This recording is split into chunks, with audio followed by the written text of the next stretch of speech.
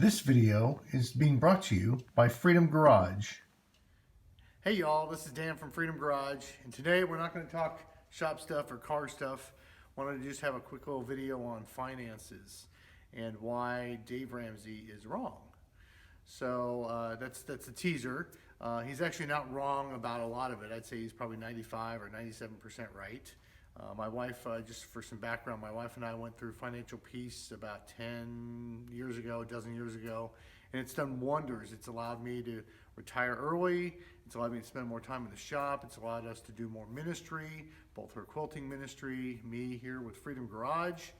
But so most of the stuff Dave Ramsey talks about is probably spot on and helps a lot of people. So don't ever want to undermine that. However, he is very adamant, very anti-credit. And we followed that to the point where we had gotten rid of, gotten out of debt completely, including the house and everything. He gets, it says to get rid of credit cards and all that, so we've done that. We use our debit card religiously. We use cash envelopes. Well, my wife, a couple days ago, woke up and was checking our bank account, and somebody had gotten her debit card information and charged $2,000 to it. So we both immediately went to the bank. Now, we've had that in the past where our credit card was taken and someone was using it for nefarious purposes. And it was really easy to just pick the phone up, call the credit card company. They would cancel the account, send us a new card, and then they would pursue all those things. They would find out which charges were bad, fraudulent, which ones we made, and they'd take care of everything. No harm, no foul, and we would be able to keep going. Well, with debit, that is not the way, at least from our current experience from a day or two ago, is. This money, this about $2,000, is going to be locked up for up to 90 days. So thankfully, we have an emergency fund, again, thanks to financial peace and that process.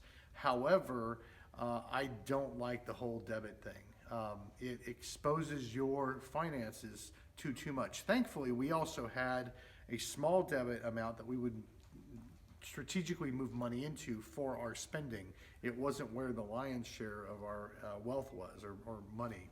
So thankfully, we had some insulation there.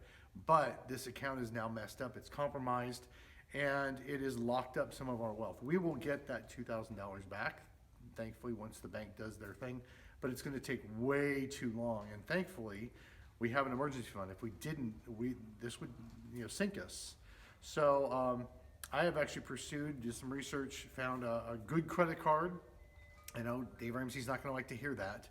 But found one that also gives us some cash back. We're just going to put our normal spending. Our budget is under complete control. We've been doing really well with it, especially in this early retirement where we've had reduced expenses, but also reduced spending. And we've been able to control that. So I believe we're going to be able to put all this onto that card very strategically, and then pay it off. It will just get paid off every month. The credit card company will not make a single dime off of us for either fees or interest or anything like that. So I equate it to a fire. There are a lot of people in the hospital because of fire. People get burned every day because of fire. And that's the way it is with credit cards, right? Fire, people get burned with it. However, we don't just get rid of fire. We use it to, cook in our homes. We use it to heat our homes. We use it within a fireplace, within the safe confines. A lot of those things, we're able to still use fire as a tool. I believe credit is that way as well. Again, Dave Ramsey got burned by credit many years ago when he was young, and so he's espoused it completely, gotten rid of it. Good for him. He can do that, especially at his wealth.